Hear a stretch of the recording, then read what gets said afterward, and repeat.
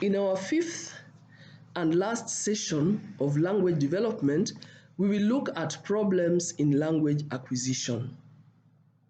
What are the challenges? What are the problems that a child is likely to encounter in language acquisition? We are more or less repeating what we have already said, that one, gender, girls will always surpass boys in language acquisition. Number two, gestures. When there is too much gestures, then they also inhibit language development. So if a child is in an environment where people are using sign language, then that child will find it difficult developing language. Computer communication is also a way of a problem that hinders language acquisition. The more immersed one is in computer communication, the less likely that communication will develop. Emotions is also a problem in language acquisition, that trauma, any traumatic experience including accidents, illnesses, may affect speech. Even harsh rearing, when the children are reared in a harsh environment that is not encouraging, that when they say something they are laughed at or they are not encouraged, then this can also affect or inhibit language acquisition.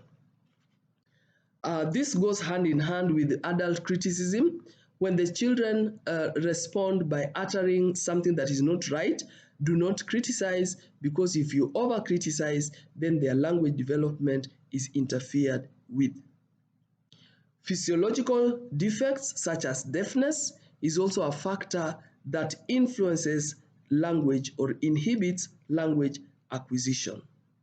Mental retardation, children who are mentally retarded find it difficult to develop language.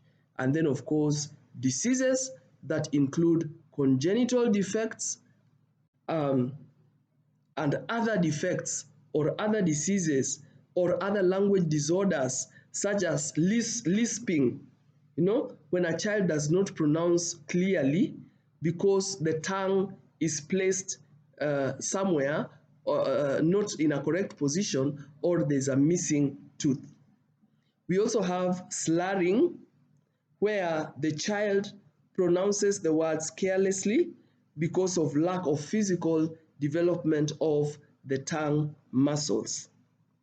We have stuttering also as a language disorder, which is common to 2 to 3 years children, but as the children grow, they overcome, and it's more common. Stuttering is more common in boys than girls.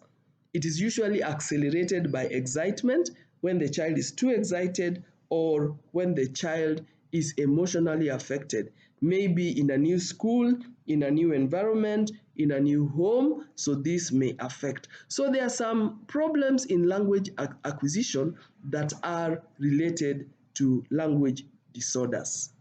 And with this, we are able as teachers to handle language development in our classrooms.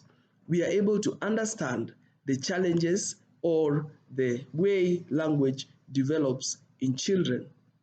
And so this ends our session on language development, and I hope that you have built enough knowledge to help you understand language development in human beings and what one can do as a caregiver to enhance language development in children.